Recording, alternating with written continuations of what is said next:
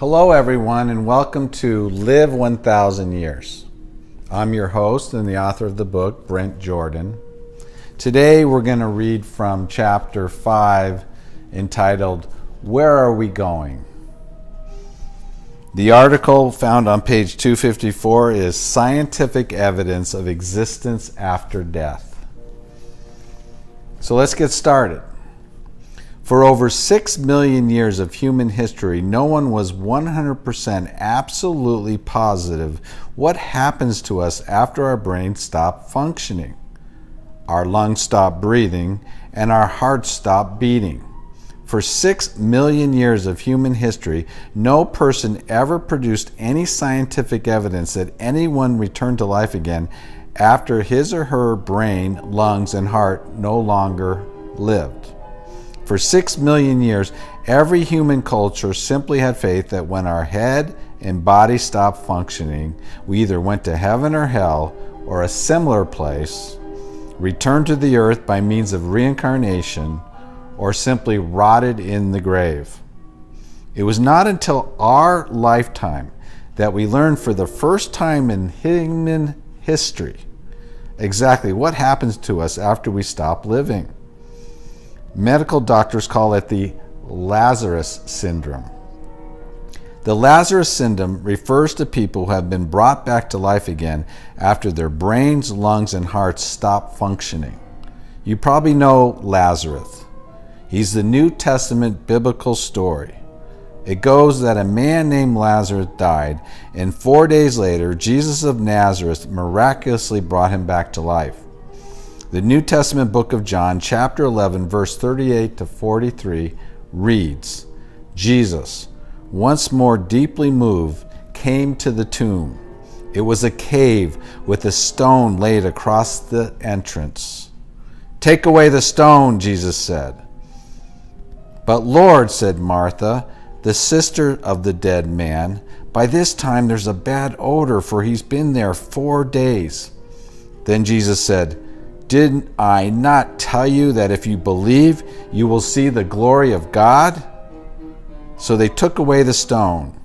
Then Jesus looked up and said, Father, I thank you that you have heard me. I knew that you will always hear me. But I said this for the benefit of the people standing here, that they may believe that you sent me here.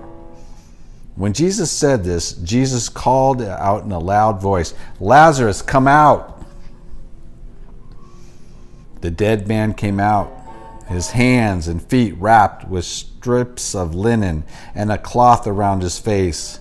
Jesus said to him, Take off the grave clothes and let him go. It would take another 2,000 years for mankind to pull off a similar miracle again. Today, at this very moment, medical doctors are resurrecting people all around the world.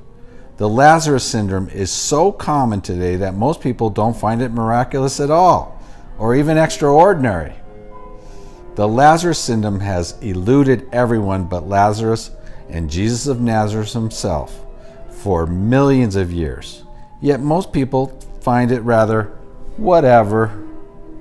I don't know how you feel about the Lazarus syndrome, but I want to jump for joy for the rest of my life, knowing that medical doctors can now bring back people to life after their brains, lungs, and hearts stop functioning. Consider the case of Fabrice Muamba, who played for several professional soccer teams in England. Born in Zaire, which is now the Democratic Republic of the Congo, Muamba moved to England at the age of 11 and played soccer for England. In March 2012, Muamba suffered a cardiac arrest during a televised FA Cup match between Bolton and Hotspur. His breathing and heart stopped. Sitting in the soccer stadium that day was Dr. Andrew Diener, MD, who was a consultant cardiologist at the London Chest Hospital. When Dr. Diener arrived at Muamba's side, he could see they were doing very good CPR. They had the defib ready. Muamba was given 2 heart defibrillation shocks at the stadium field, 1 in the tunnel and 12 in the ambulance. The London Chest Hospital had teams of cardiologists, brain specialists, and internists all ready for his arrival. Some of the hospital staff members had been listening to the match on the radio and were not surprised when they got a telephone call that Muamba was coming to their hospital. According to Dr. Denier, we went straight into the hospital lab and I put a bigger line in a vein into his shoulder blade and quickly scrubbed up. We got access to our arteries in a big vein and carried on giving him shocks and drugs. The hospital staff brought Muamba back to life despite his breathing and heart having stopped for 78 minutes.